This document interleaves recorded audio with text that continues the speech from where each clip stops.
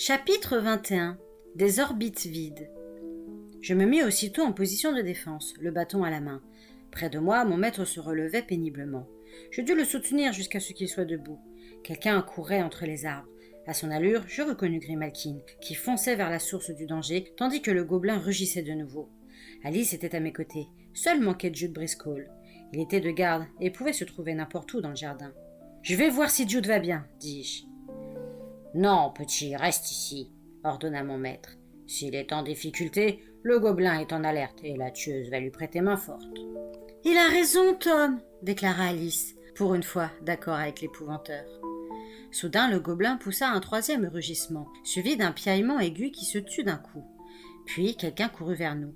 D'un même geste, l'épouvanteur et moi levâmes nos bâtons. Ce n'était que Jude. « J'étais dans le jardin ouest, » nous apprit-il. « Tout va bien là-bas, mieux vaut laisser faire le gobelin. »« Oui, c'est le plus sage, » approuva l'épouvanteur. Bien que la tueuse n'ait pu s'empêcher d'intervenir. L'attaque est venue du sud, nous en saurons davantage dans un instant. Le silence était retombé, le vent lui-même s'était tu. Nous restâmes en alerte, prêts à affronter le danger. 5 minutes plus tard, Grimalkin apparaissait entre les arbres. « C'était un strigoi, » confirma-t-elle. Le gobelin lui avait réglé son compte avant que j'arrive. Il semblait plutôt dégoûté par le drôle de gibier qu'il avait attrapé et s'appliquait à le mettre en pièces. Nous nous réinstallâmes devant les braises de notre feu, mais plus personne n'avait envie de dormir. Une autre attaque était probable. Elle se produisit moins d'1 heure plus tard. Alice renifla soudain bruyamment à 3 reprises. « Les sorcières, elles sont tout près !» s'écria-t-elle en sautant sur ses pieds, le doigt pointé vers l'est. Nous nous levâmes tous, les yeux tournés dans la direction qu'elle avait indiquée. La nuit était claire, le ciel étincelait d'étoiles. Parmi elles, des points de lumière semblaient bouger. J'en comptai 8, qui filaient droit sur nous. Ils formèrent rapidement des sphères bien visibles, qui restèrent en suspens au-dessus du jardin est avant d'entamer leur danse virevoltante. La mine sombre, Jude et l'épouvanteur tenaient leurs bâtons en diagonale, des armes bien dérisoires face à la magie animiste des sorcières roumaines, qui allaient aspirer notre énergie vitale. Grimalkin chuchota quelque chose à l'oreille d'Alice, et celle-ci approuva de la tête. Je les soupçonnais de vouloir utiliser la magie contre les assaillantes. Les sphères cessèrent leur danse et piquèrent droit sur nous, ce qui tira au gobelin un effroyable hurlement de colère et de défi. Un éclair rouge fila vers les sorcières, qui se dissipèrent avant de se rassembler de nouveau pour attaquer. Avec le même rugissement menaçant, le gobelin s'élança dans les airs.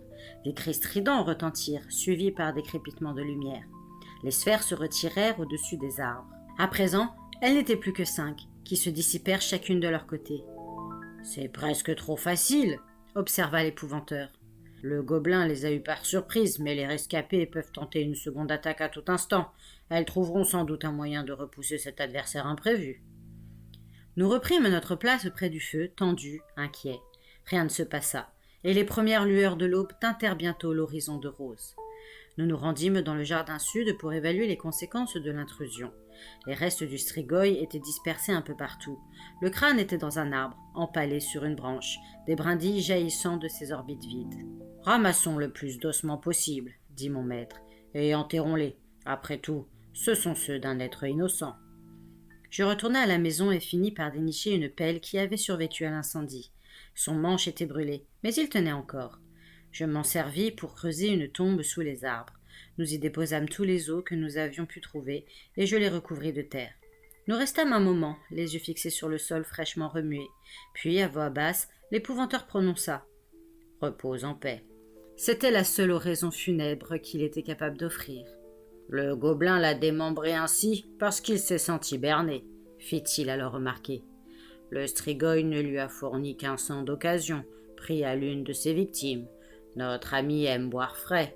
Espérons qu'il est d'humeur à nous préparer un petit déjeuner. » Quand nous entrâmes dans la cuisine, 5 assiettes d'œufs au bacon fumaient sur la table et une pile de tartines beurrées nous attendait sur un plat.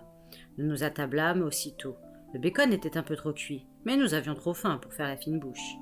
Enfin, l'épouvanteur repoussa son assiette et nous regarda tour à tour avant de plonger ses yeux dans les miens. « À présent, parlons de ce qui vient de se passer. » Il s'adressa à Alice. « Je te l'ai demandé, jeune fille, et je répète ma question.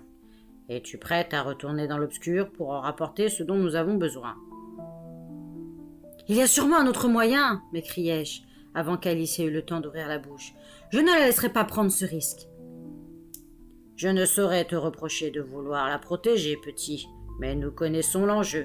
Jusqu'où sommes-nous prêts à aller pour atteindre notre but? Nous ferons tout ce qui est nécessaire, intervint Grimalkin. Se levant, elle tapota le sac de cuir. Combien de temps devrais-je encore transporter ça? Viens avec moi, Alice. Je veux te parler seul à seul. Alice suivit la tueuse dans le jardin, nous laissant face à nos assiettes vides. Avant d'en finir avec le malin, reprit l'épouvanteur, nous devons d'abord régler la situation actuelle, et c'est urgent. Nous sommes en relative sécurité entre les limites de ce jardin, mais qu'en est-il des pauvres gens au dehors? Ceux qui vivent à l'est du comté, non loin de Todmorden, sont peut-être déjà en danger de mort. Notre devoir nous impose de leur venir en aide. « Vous voulez retourner là-bas » s'exclama Jude. « Je savais qu'il le faudrait, mais pas si tôt. » L'épouvanteur secoua la tête. « Je ne me sens pas assez fort pour entreprendre un tel voyage dans l'immédiat.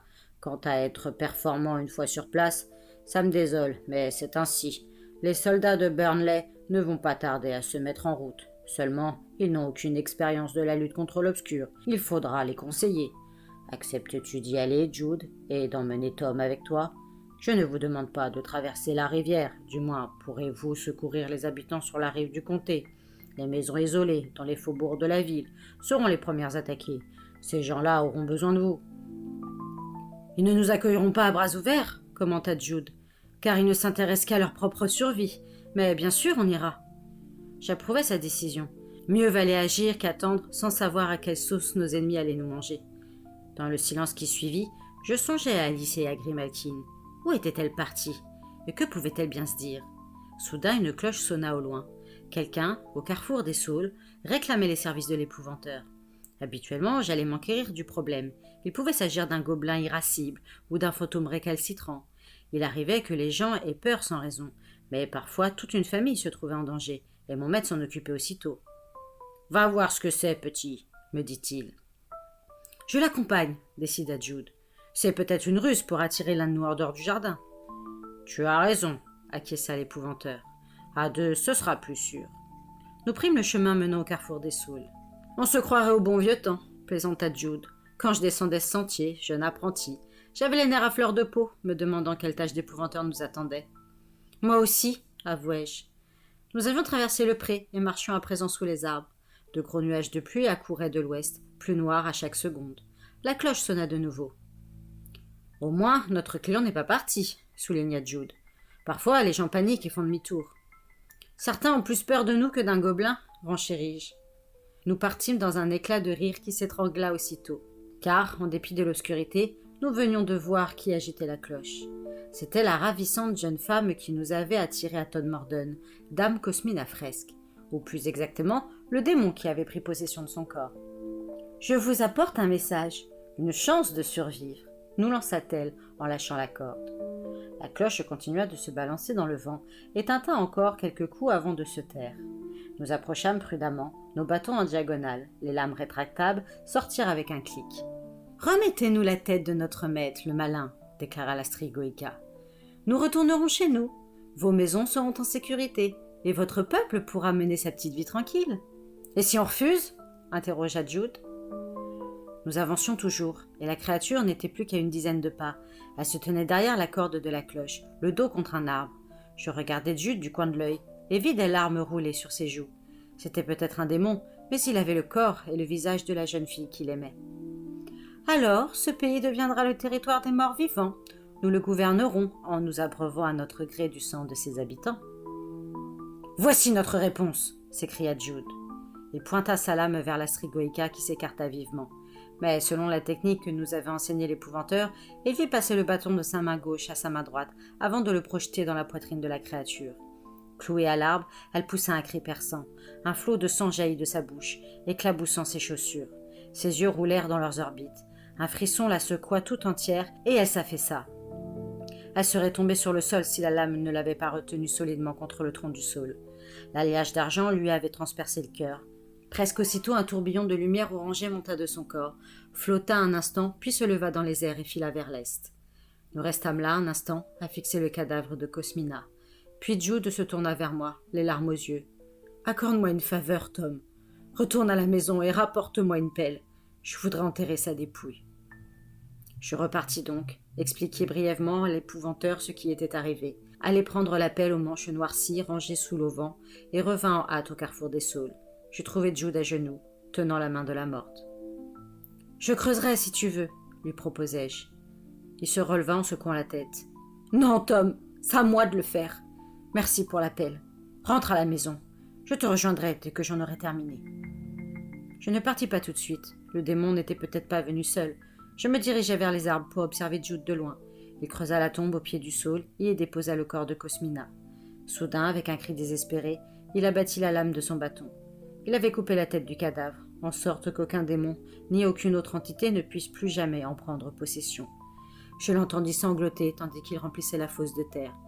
Il la recouvrit de pierres pour empêcher les chiens ou les bêtes sauvages d'exhumer le corps. Puis il s'agenouilla, tête baissée, devant la sépulture. Alors seulement je repris le chemin de la maison. Il venait d'accomplir une tâche bien pénible. Et moi, qu'est-ce que j'éprouvais si je devais sacrifier Alice? Je n'osais même pas y penser. Le temps passait. Il me fallait trouver un moyen de détruire le malin, sans qu'elle ait à payer de sa vie. Mais si ma mère, aussi puissante soit-elle, ne m'en avait pas indiqué d'autre, par quel miracle en inventerais-je un?